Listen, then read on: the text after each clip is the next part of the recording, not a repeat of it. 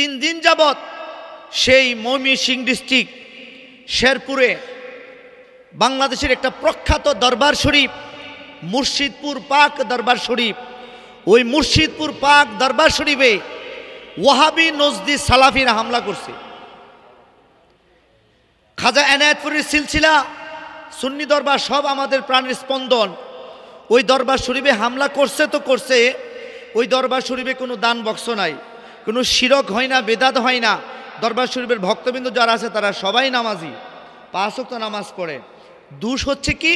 তাদের দোষ হচ্ছে তারা দাঁড়ায় মিলাদ শরীফ পড়ে আর রাসূল পাক সাল্লাল্লাহু আলাইহি সাল্লামকে তারা নূরের নবী মানে, জিন্দা নবী মানে, এটা হচ্ছে তাদের দোষ। বলে নাউজুবিল্লাহ।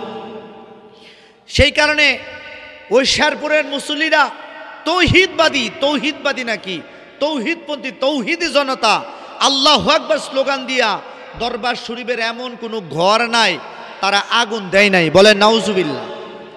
এমন কি দরবার শরীফের মধ্যে প্রায় এক জামাতে 5 থেকে 7 হাজার লোক নামাজ পড়তে পারে একটা মসজিদ। ওই মসজিদে কার্পেট সহ মাইক ট্যাগ ফ্যান যা আছে সবগুলির মধ্যে আগুন ধরাই দিছে। আরে কোনো মুসলমান তো দূরের কথা, আজ পর্যন্ত বাংলার জমিনে ইসকন তো বাংলাদেশের উগ্রপন্থী, ইসকন তো একটা নিশ্চয়ই সে ফিতনাবাজ, নিশ্চয়ই সে উগ্রপন্থী। ওই ইসকনটা বাংলাদেশের দুশ্মন, তারা মুসলমানদের দুশ্মন। তাদেরও কোনোদিন সাহস হয় নাই বাংলাদেশের কোনো মসজিদে তারা হামলা করবে। এ সাহস ইসকনেরও হয় নাই। যে সাহস তৌহিদি জনতা সে শেরপুরের জমিনে দেখাইছে। বলেন নাউজুবিল্লাহ। মসজিদে হামলা করছে, এতে কি আপনারা খুশি? হাত তুলে বলেন আপনারা খুশি? আমরা খুশি না। যারা এই কাজ করছে, আমরা এই যশোর উত্তরপাড়া শিবপুর নরসিংদী আজকের এই যশোর গাবতলী বাসস্ট্যান্ড জামে মসজিদ থেকে আমরা তীব্র নিন্দা এবং প্রতিবাদ জানাচ্ছি, ঠিক কিনা?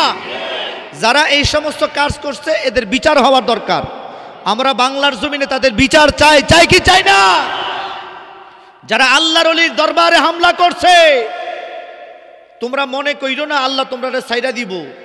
বুখারীতে আসছে, মান আদালি ওয়ালিয়ান ফাকাদ আযানতুহু বিল হারবি। যেই ব্যক্তি ওলি আল্লাহর সাথে দুশমনি করে, আল্লাহ বলে আমি তার সাথে যুদ্ধ ঘোষণা করি।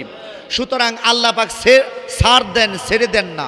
মুআজ্জাজ মুহতারাম, সম্মানিত মুসল্লিনে কেরাম, আসসালামু আলাইকুম ওয়া রাহমাতুল্লাহি ওয়া বারাকাতুহু ওয়া মাগফিরাহ। মহান আল্লাহ পাকের দরবারে শুকরিয়া আদায় করতেছি। আল্লাহ পাক আমাদেরকে এই পবিত্র বরকতময় জুমায় আল্লাহর ঘর মসজিদে আসার তৌফিক দিয়েছেন। এই কারণে আমরা পড়ি আলহামদুলিল্লাহ।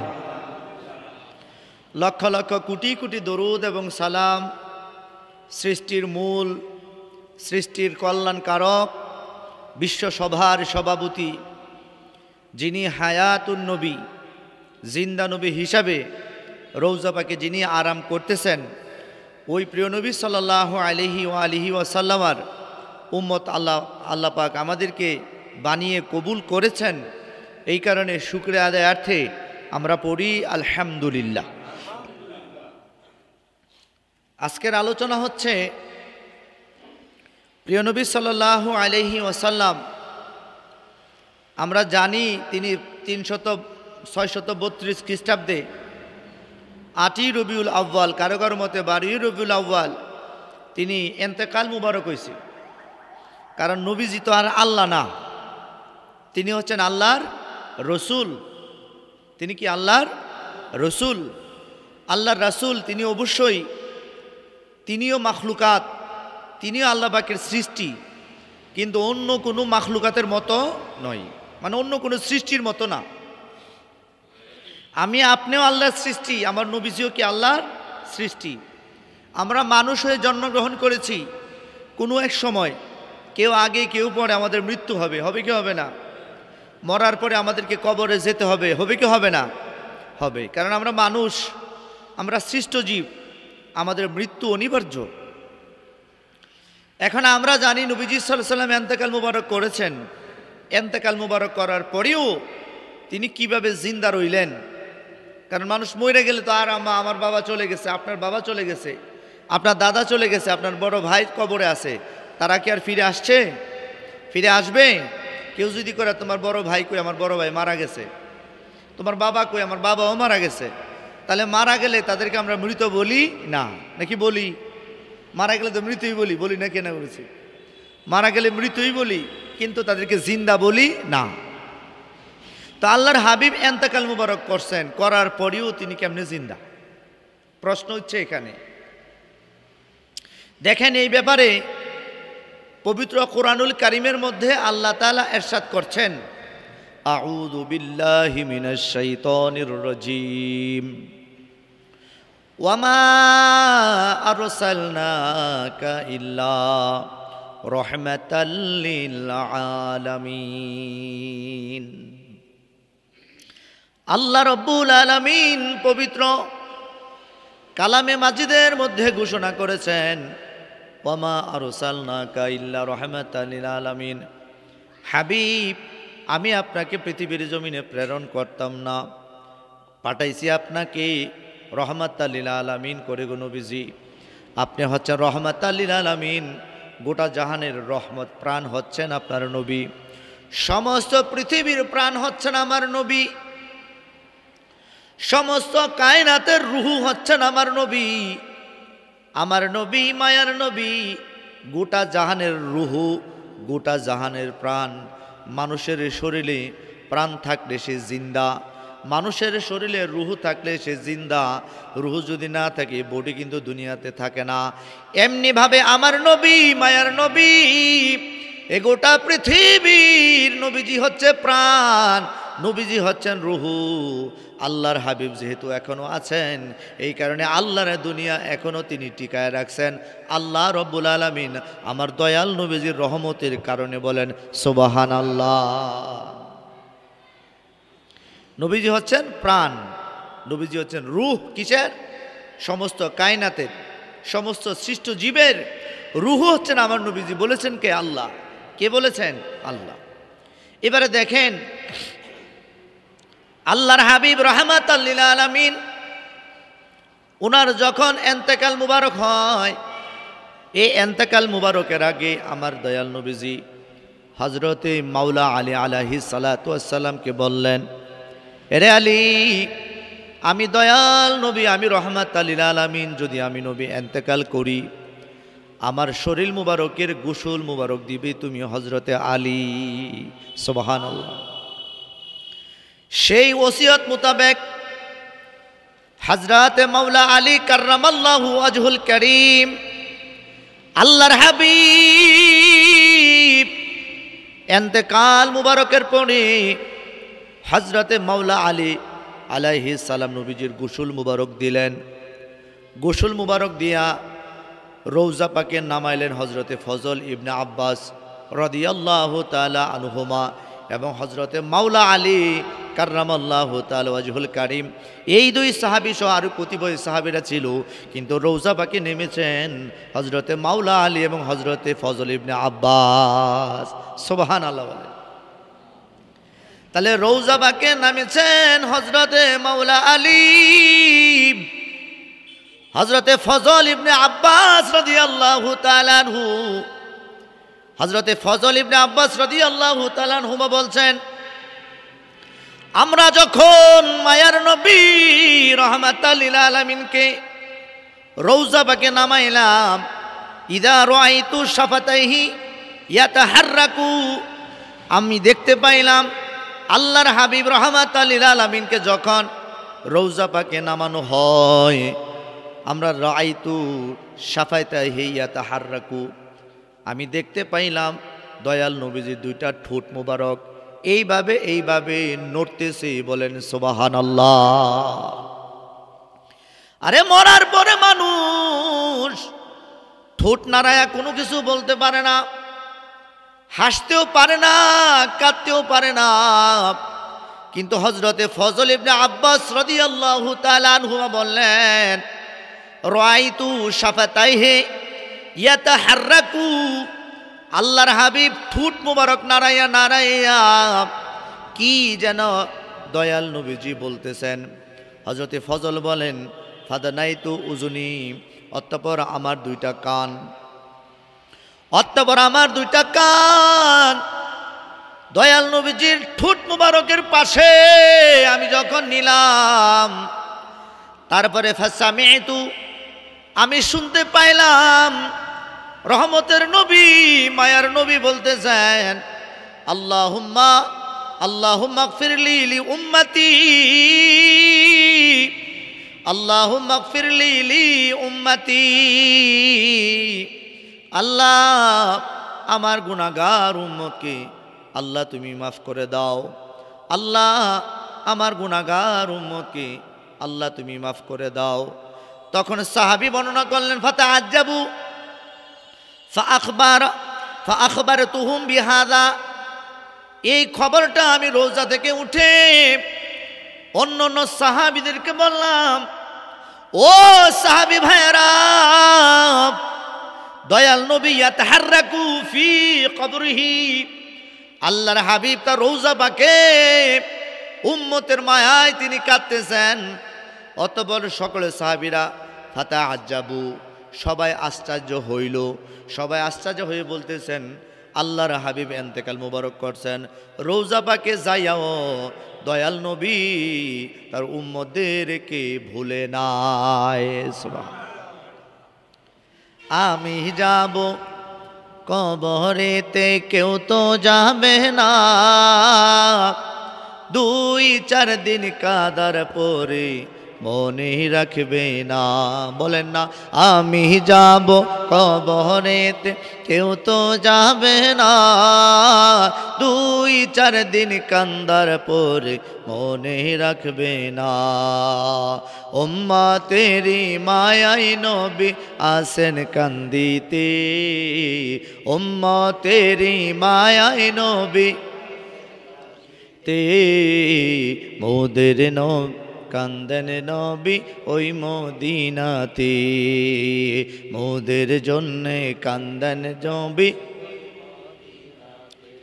আরে আমার আশিক রাসূল নবীর প্রেমিকারা, দয়াল নবী মায়ার নবী ইন্তেকাল মুবারকের পরও তার ঠোঁট মুবারক নড়ে, এতে প্রমাণিত হয় নবী আমার জিন্দা, নবী আমার হায়াতে আছেন, জিন্দা আছেন।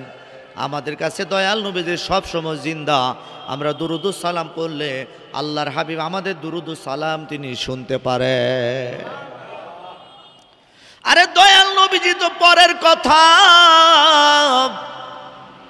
আল্লাহর হাবিবকে ভালোবেসে যারা সাহাবী হয়েছেন, আল্লাহর হাবিব রাহমাতাল লিল আলামিনকে যারা মুহাব্বত করে ওলি আল্লাহ হয়েছেন, তারাই তো তাদের মাজার পাকে তারা জিন্দা থাকে। সুবহানাল্লাহ বলে। যেমন করে আরেকটি ঘটনা, আমিরুল মুমিনিন হযরতে আবু বকর সিদ্দিক রাদিয়াল্লাহু তাআলা আনহু, তিনি তার ইন্তেকালের আগে হযরতে মাওলা আলী আলাইহিস সালামকে বললেন, হে আলী, আমি আবু বকর যদি ইন্তেকাল করি, আলী রে, আমার এই দেহ মুবারক নিয়া আল্লাহর হাবিব রাহমাতাল লিল আলামিনের রওজা পাকের সামনে ঘেটের কাছে রাখবা। ঘেটের কাছে রাখার পরে যদি অটোমেটিকলি এমনিতে যদি রওজা মুবারকের গেট খুলে যায়, কেউ খোলার দরকার নাই, এমনিতে যদি গেট খুলে যায়, তাহলে রাসূলুল্লাহকে সালাম দিয়া আল্লাহর হাবিবের কাছে অনুমতি চাইবি, আলী হাবিব, আপনার আবু বকর আপনার বন্ধু বলেছে ইন্তেকালের পরে আপনার পাশে তাকে দাফন করার জন্য, হুজুর আপনি যদি অনুমতি দেন আমরা আবু বকরকে আপনার পাশে দাফন করে দিব। এই আলী, এই মুহূর্তে দয়াল নবী যদি পবিত্র রওজা মুবারক থেকে অনুমতি প্রদান করে, তাহলে রওজা পাকের পাশে আমি আবু বকরকে তোমরা দাফন করবি। আর যদি অনুমতি না দেয়, আলী, মুমিনদের কবরস্থান, মুসলমানদের কবরস্থান জান্নাতুল বাকিতে আমি আবু বকরকে দাফন করে দেবে। তারপরে হযরতে মাওলা আলী আলাইহিস সালাতু ওয়াস সালাম আবু বকর সিদ্দিক রাদিয়াল্লাহু তাআলা আনহু, হযরতে আবু বকর সিদ্দিক রাদিয়াল্লাহু তাআলা আনহু 2 বছর 6 মাস পরে যখন তিনি ইন্তেকাল করলেন, ওই আবু বকর সিদ্দিককে গোসল করাইলেন। মুমিনদের ইমানদার, মুমিনদের ইমান, আমিরুল মুমিনিন হযরত মাওলা আলী কাররামাল্লাহু তাআলা ওয়াজহুল কারীম, হযরত আলী আবু বকর সিদ্দিককে গোসল করাইলেন। ইন্তেকাল মুবারকের পরে আবু বকর সিদ্দিককে তিনিও গোসল করাইলেন।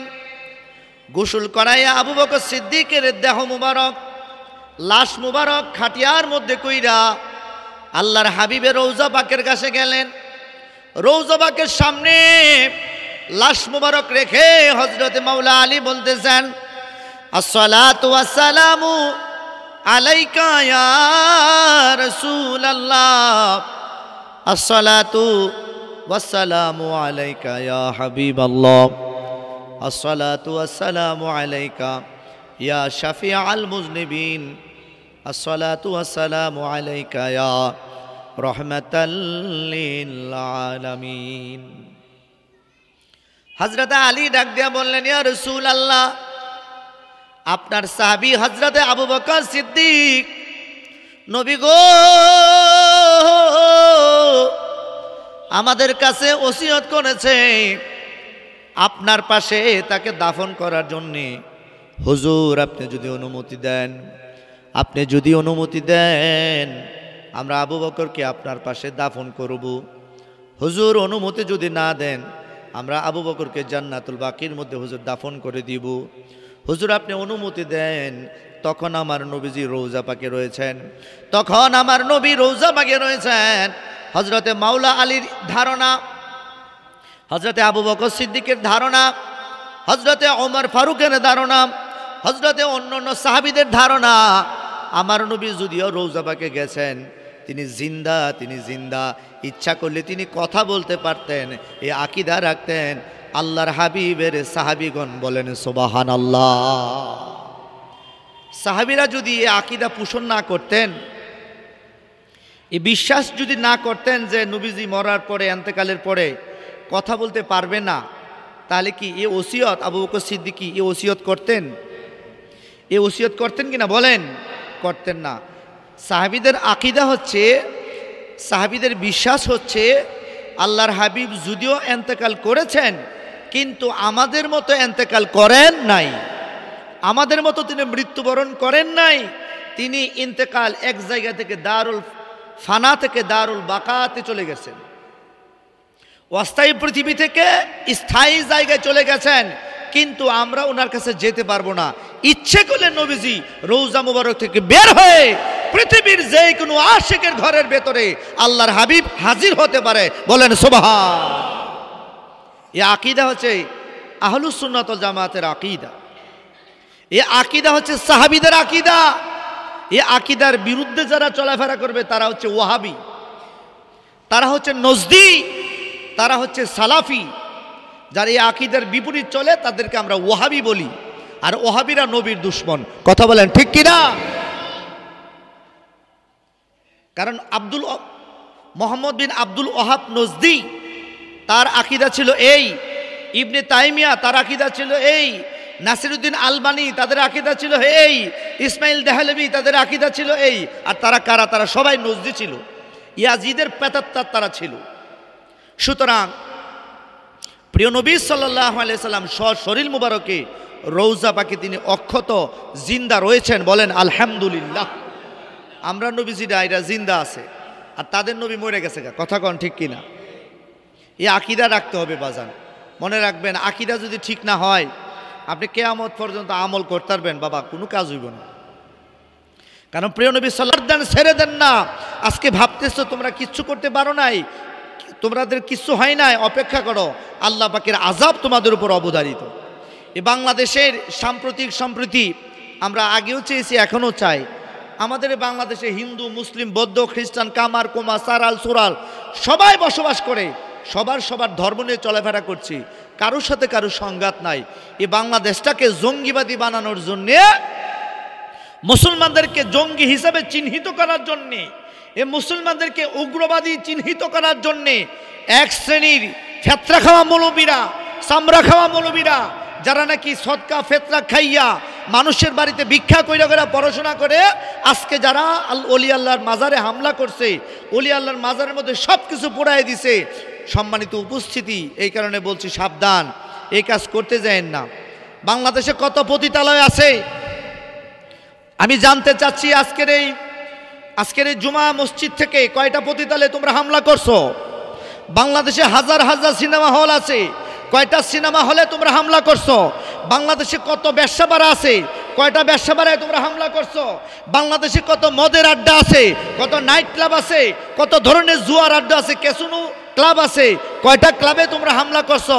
ওই জায়গার মধ্যে কোনো খবর নাই, চুলকানি খেলে আল্লাহর ওলিদের সাথে। কথা বলেন ঠিক কিনা? এদের এই চুলকানি বেশি দিন থাকবে না। ভাবছে যে তারা সুন্নি জামাত বুঝি নাই। আজকেও সকাল 10টায় শম্ভুগঞ্জের দরবার শরীফ, যাকে আমরা একটা কিন্তু শম্ভুগঞ্জি দরবার শরীফ, ওই মুড়ে আল্লামা আলাউদ্দিন জিহাদি সহ, আল্লামা নকশবন্দি হাসানুর রহমান হুসাইন নকশবন্দি সহ, আল্লামা হাসান আজহারি সহ, মুফতি গিয়াসুদ্দিন আর তাহিরি সহ বাংলাদেশের আইডল যারা আছে, বড় বড় ওলামাই কেরাম, তারা আজকে লং মার্চ সেখানে করেছে। সকালবেলায় আমারও নিয়ত ছিল যাওয়ার, আজকে আমিও যাইতাম, কিন্তু শুনলাম ওই বাতেলেরা তারা দরবার শরীফ সারা ফালাইছে, ওইখানে তার দরবার শরীফ সুন্নিদের আন্ডারে আসছে। বলেন আলহামদুলিল্লাহ। তবে আপনারা যে কাজটা করছেন, কারণ আমার এই কথা তো সমস্ত পৃথিবীতে যাবে, এখানে হাসান এইচডিএ মিডিয়া আসছে, আরবি মিডিয়া, তারা আমার আলোচনা রেকর্ড করছে। আমার কথা আপনাদের মধ্যে না, হাজার হাজার মানুষ আমার কথা শুনবে। একটাই কথা, ওলি আল্লাহর মাজারে কোনোদিন হামলা করিয়েন না, দরবারে হামলা করিয়েন না। যদি আপত্তিকর কিছু হয় বসে আলোচনা করে মীমাংসা করুন। হামলা জামলা করে শান্তি কখনো হয় না। যুদ্ধ কইরা, কাজ্যাকাজ্যি কইরা, মারামারি কইরা কি শান্তি প্রতিষ্ঠিত করা সম্ভব? এই কারণে আজকের এই মসজিদ থেকে, আমাদের নরসিংদী ডিস্ট্রিক্ট থেকে, শিবপুর থানা থেকে, এই যশোর গাবতলী বাস স্ট্যান্ড জামে মসজিদ থেকে আমরা দায়িত্বহীনভাবে প্রতিবাদ জানাচ্ছি, নিন্দা জানাচ্ছি এবং দোষীদের আমরা দৃষ্টান্তমূলক শাস্তি কামনা করছি। আপনারা কথা বলেন ঠিক কিনা? আল্লাহ পাক আমাদেরকে বুঝার তৌফিক দিয়ে সবাই বলি আমিন। একটু দুরূদ শরীফ পড়ি। আল্লাহুম্মা সাল্লি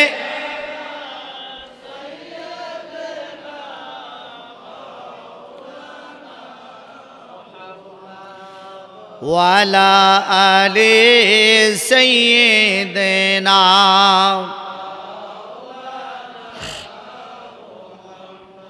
আল্লাহ তুমি দয়া নসিব করো নবীজিকে না দেখাইয়া। মারহাবা, জোরে জোরে। আয় আল্লাহুম্মা সাল্লি আলা মাওলানা মুহাম্মদ ওয়ালা আলি সাইয়্যিদিনা।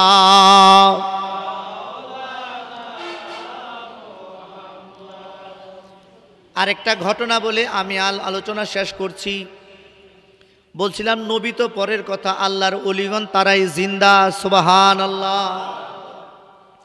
হযরতে ওমর ফারুক রাদিয়াল্লাহু তাআলা আনহুর খেলাফত কালে তিনি প্রায় 10 বছর তিনি দায়িত্ব পালন করেছেন। হযরতে ওমর রাদিয়াল্লাহু তাআলা আনহু, ওনার জামানায় একজন সৎবান যুবক হযরতে ফারুকে আজমের দরবারে সবসময় আসা যাওয়া করতেন।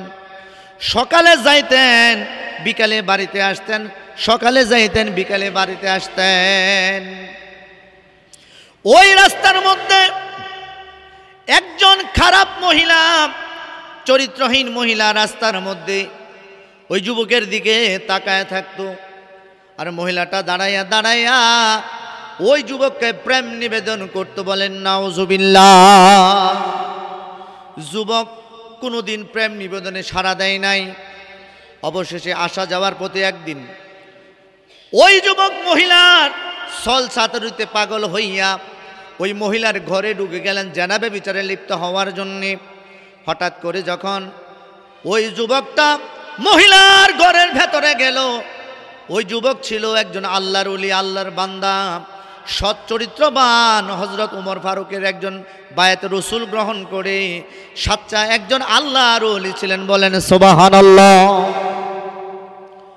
ওই যুবকটার অন্তরে হঠাৎ করে পবিত্র কুরআনুল কারীমের একটি আয়াত শরীফা তার জিহানের মধ্যে বাজতে আরম্ভ করলো। ইন্নাল্লাযীনা তাকাউ ইযা মাসসাহুম তাইফুম মিনাশ শাইতান তাযাক্কারু ফাইযা হুম মুবসিরুন। আল্লাহ তাআলা বলেন, নিশ্চয়ই যারা তাকওয়া অবলম্বন করে, নিশ্চয়ই যারা তাকওয়া অবলম্বন করে, আল্লাহ তাআলার ভয় যারা অন্তরে রাখে, শয়তানের দল যখন কুমন্ত্রণা দেয় তখন তাযাক্কারু, তারা সবসময় আল্লাহ তাআলাকে তারা স্মরণ করে, পাপ থেকে বিরত থাকে, আল্লাহ তাআলাকে স্মরণ করে। বলেন সুবহানাল্লাহ। এই আয়াতে শরীফা যখন যুবকের কানের মধ্যে টেপ রেকর্ডারের মতো হঠাৎ করে তিনি বাজতেছেন রে বন্ধু, কারণ কিতাবের মধ্যে আসছে যারা আল্লাহর ইবাদত করবে, রাসূল পাক সাল্লাল্লাহু আলাইহি ওয়াসাল্লামের প্রেমে বিবর্তিত থাকবে, যখন তারা কোনো পাপ করতে চাইবে আল্লাহ তাআলা তাদেরকে পাপ করতে দেবে না, আল্লাহ তাআলা তাদেরকে মাহফুজ রাখবেন, তাদের দ্বারা পাপ আল্লাহ তাআলা সংগঠিত করান না। বলেন সুবহানাল্লাহ। পরক্ষণে আপনার ভেতরে চেতনা ফিরে আসবে, কিরে আমি যে আরেকবার সম্পদ মারা খাইতেছি, কিরে কামটা তো ঠিক হইতেছে না রে, এ বুধ শক্তি আপনার ভেতরে আসবে। আপনি একজনকে একটা গালি দিয়েছেন, কিছুক্ষণ পরে আবার আপনার ভেতরে জাগ্রত হইব, কিরে আমি যে তারে গালি দিলাম কাজটা তো ঠিক করি নাই। আপনি একজন একটা সর মারছেন রাগের মাথায়, কিছুক্ষণ পরে যদি আপনি আল্লাহ আল্লাহ রসুলের পথে থাকেন আপনার ভেতরে চেতনা ফিরে আসবে, কিরে আমি যে তারে মারলাম কাজটা তো আমি ঠিক করি নাই। তখন আপনার ভেতরে আপনি আপনাকে বলবেন, তাড়াতাড়ি গিয়ে মাফসা, দেখবেন আপনি তলে তলে গিয়া হাতে ধরে করবেন, ভাই আমার ভুল হয়েছে, চাচা আমার ভুল হয়েছে, কাকা আমার ভুল হয়েছে। এই মাফ চাইলে কিন্তু বাজান সম্মান কমে না। আপনি যখন মাফ চাইবেন আল্লাহ তাআলা আপনার অতীতের সমস্ত গুনাহ না চাইতেই মাফ করে দিবে। কিন্তু হামসে বেটা তুম কেন হয় বেটা, নিজে কিছু একটা অপরাধ করলেও মনের ভিতরে অনুশোচনা আসে না, এরকম মানুষ আছে না নাই? কিন্তু নিয়ম হচ্ছে আপনি যখন কোনো আপনার দ্বারা কোনো পাপ কোনো অশোভনীয় কাজ হবে, নিজে নিজে অনুতপ্ত হওয়া, নিজের উপর নিজেকে নিজে ধিক্কার দেওয়া যে আমার দ্বারা কাজটা ঠিক হয় নাই। তো যুবক যখন চিন্তা করলো যে আমার দ্বারা তো যে কাজের মধ্যে আমি আসছি এটা তো আমার দ্বারা সম্ভব না, হঠাৎ করে আল্লাহ তাআলা তার হেফাজত করছে, ওইখানে সে অজ্ঞান হয়ে গেছে। ওই মহিলা তারপরে তার মালিকা নিয়া অর্থাৎ তার দাসী নিয়া ওই যুবককে ঘরের ভিতর থেকে দরজা থেকে একটু দূরে নিয়ে বাপসে মারা গেছে আর কি, ফেলে দিছে। তো সন্ধ্যার সময় যুবক বাড়িতে যাওয়ার কথা, বাড়িতে আর যায় নাই। তো একটা মাত্র ছেলে, বাবা টেনশনে পড়ে গেল, কিরে আমার ছেলে কোথায়? খুঁজতে খুঁজতে খুঁজতে খুঁজতে তখন একটা রাস্তার পাশে একটা ঝোপের ভিতরে ওই যুবককে পাইলো, অচেতন, সে মরে নাই। তো তারা দরাদরি করে বাড়িতে নিচ্ছে, নেওয়ার পরে যুবকের জ্ঞান ফিরে গেল। বাবা বলেন, বাবা তোমার এই অবস্থা কেন, তোমার কি হয়েছে বাবা? তখন যুবকটা বলল, বাবা রাস্তার মধ্যে যে ঘটনা করছে সকল ঘটনা তার কাছে ভাঙ্গে বলছে যে বাবা তোমার এই ঘটনার সময় তুমি কোন আয়াত তেলাওয়াত করছিলা? যুবক বলতেছে, ইন্নাল্লাযীনা তাকাউ ইজা তাইফাতুম মাসসাম ইজা কি জানি ইজা মাসসাম তাইফুম মিনাশ শাইতান তাযাক্কারু ফাইদা হুম মুবসিরুন। এই আয়াতে শরীফ আমি বাবা আমি পড়তেছিলাম, তো হঠাৎ করে বলতেছে তুমি আবার আয়াতটা পড়ো তো। এই আয়াত পড়তে পড়তে হঠাৎ করে তার ইন্তেকাল হয়েছে। ইন্না লিল্লাহি ওয়া ইন্না ইলাইহি রাজিউন। মারা গেল, রাত্রিবেলায় তাকে দাফন করলো। সকালবেলায় উমর ফারুকের দরবারে যাওয়ার কথা, যুবক যায় নাই। তখন হযরতে ফারুকে আজম আশ্চর্য হলেন, কিরে প্রতিদিনের নাই সে তো আসার কথা। তার বাড়িতে গেলেন, গিয়ে বললেন যে যুবক কোথায়, তোমার ছেলে কোথায়, আজকে গেল না কেন? তখন তার বাবা কেঁদে ফেলেন যে হুজুর আমার ছেলে আজকে আপনার দরবারে যেতে পারে নাই, গতকাল রাত্রে এই ঘটনা ঘটছে। ফারুকে আজম বললেন, তাই নাকি? তো আমারে বললো না কেন, আমি আসতাম জানা যায়। তখন যুবকের বাবা বললেন যে হুজুর আপনাকে বলি না এই কারণে, আপনার রাত্র কষ্ট হবে, তো আপনার তো খিলাফতুল মুসলিমিন, আপনি হচ্ছেন খলিফা, আপনাকে কষ্ট দেওয়াটা আমরা উচিত মনে করি নাই, তার জন্য আপনাকে না জানিয়ে আমরা দাফন করেছি। ফারুকে আজম বললেন, আমার সাথে চলো। তার দাফন করছো কোথায়? আমার তার কবরের কাছে নিয়ে যাও। বলেন না সুবহানাল্লাহ। ফারুকে আজম তার কবরের কাছে গিয়া দেখেন আল্লাহর ওলিরা যে কি করতে পারে। দেখেন ফাআতা উমর যুবকের কাছে গেলেন, ওয়ামাম মাহুল কবরা তার কবরের কাছে গেলেন, ফাকালা উমর, অতঃপর উমর বললেন, ইয়া ফুলান, হে আল্লাহর বান্দা, ইয়া ফুলান, হে আল্লাহর বান্দা, ওয়ালিমান খাফা মাকামা রাব্বিহি জান্নাতান ফাবিআইয়ি আলাই রাব্বিকুমা তুকাযযিবান। আরে যুবক, আল্লাহ বলেছে যেই ব্যক্তি পাপ থেকে বিরত থাকবে আল্লাহ পাকের ভয়ে, ওয়ালিমান খাফা মাকামা রাব্বিহি জান্নাতান, আল্লাহর ভয়ে যারা করবে, আল্লাহ তাআলাকে যারা ভয় করবে, আল্লাহ তার জন্য দুইটা জান্নাত রাখছে বাজেট। বলেন সুবহানাল্লাহ। হে যুবক, তুমি কি তোমার ওয়াদা অনুযায়ী, আল্লাহর ওয়াদা অনুযায়ী তুমি কি জান্নাত পাইছো? দেখেন যুবক বলতেছে, ফাদাখিলুল কবরি ইয়া আমিরাল মুমিনিন, হে আমিরুল মুমিনিন, ইয়া ওমর কদ আতানিহিমা, আল্লাহ তাআলা আমাকে, আল্লাহ পাকের ওয়াদা অনুযায়ী আমাকে মাররাতাইনিল জান্নাতাইন, আমাকে দুইটা জান্নাত